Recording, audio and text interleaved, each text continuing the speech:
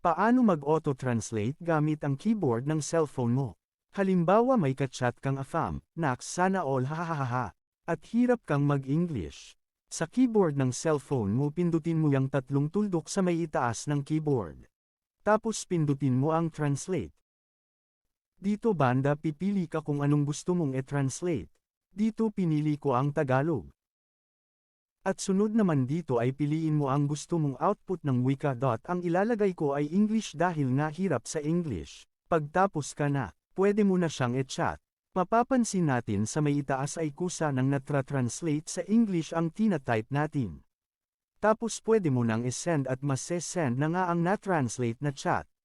Follow for more videos para maging updated ka. Salamat po.